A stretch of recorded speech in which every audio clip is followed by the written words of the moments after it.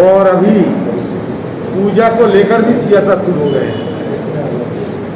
दुर्गा पूजा में बंगाल की मुख्यमंत्री ममता बनर्जी ये ऐलान कर चुके हैं कि हर पूजे मंडप को 50,000 चंदा दिया जाएगा और वो भी सरकारी कोष से। देखिए, हमारे समाज में त्योहार तो सिर्फ एक नहीं, हजारों त्योहार होते हैं और हर त्योहार में आम लोगों की शिरकत होते हैं और सिर्फ हिंदुओं की नहीं बल्कि हर संप्रदाय, हर मजहब की अलग अलग त्योहार होते हैं। लेकिन बंगाल के मुख्यमंत्री ममता बनर्जी ने यह सोची कि अभी जो त्योहार है बंगाल में, दुर्गा पूजा की जो त्योहार, इसमें अगर मंडप में सरकारी कोष से चंदा दिया जाए तो अगले चुनाव में उनको ये नाफा साबित हो सकती है। इसीलिए अचानक उन्होंने हर पूजा मंडप को 50,000 रुपया चंदा देने का फैसला ले लिया। हाईकोर्ट इनमें फटकारा जताई, सरकार को फटकार दिया कि ऐसे कैसे हो सकता है, हमारा देश धर्मनिरपेक्ष देश है।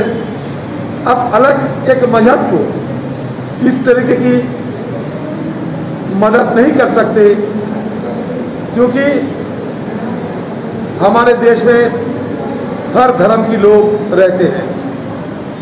लेकिन ममता बनर्जी को कौन समझाएगा? उनका चुनाव में जीत हासिल करने के लिए ममता बनर्जी खुद लाचार है, तो इसलिए किसी हालत उन्हें चुनाव जीतना पड़ेगा।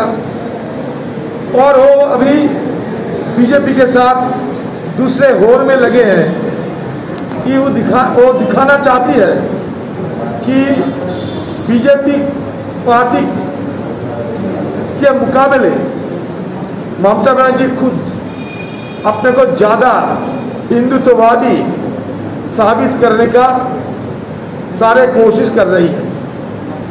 इसलिए जो कभी नहीं हुई, चुनाव के मद्देनजर जब चुनाव की साल घिरे हैं तब ममता बनर्जी को ये महसूस हुई कि हमें मंडप को 50,000 रुपया चंदा देकर सारे मंडप वालों को खुशी करके क्यों ना हम हमारे चुनावी झोले को और ताकत दे।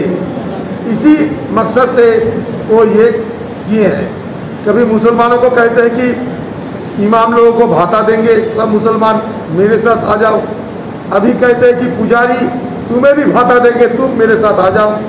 अभी कहते हैं कि सारे मंडप जो दुर्गा पूजा करते हैं उनको ममता बनर्जी कहती है कि आप सारे मेरे साथ आ जाओ, मैं तुम्हें पैसा देंगे। लेकिन पैसा तो सरकार की है, पैसा तो हम लोगों की है। इस तरीके की पैसा अपने मन मर्जी से जब देने लगे तो हाईकोर्ट इसमें नाराजगी जताई क्योंकि हमारे बंगाल में स्कूल कॉलेज सारे बंद पड़े हैं। लोगों को कोरोना से मुकाबला करने के लिए कोई अपना स्वास्थ्य ढांचा वो जर्जर हो चुके हैं। लोगों को सरकार की तरफ से मदद नहीं मिलते, बेरोजगार लोग हैं, प्रवासी मजदूरों, आप जानते हैं कि लाखों की तादाद में बंगाल में रहते हैं। ये सबको ना रोटी ना रोजी। लेकिन ममता बनर्जी उनकी किसी से परवाह नहीं। वो चाहती है कि किसी हालत में हमें चुनावी नैया पार कराना है और इसके लिए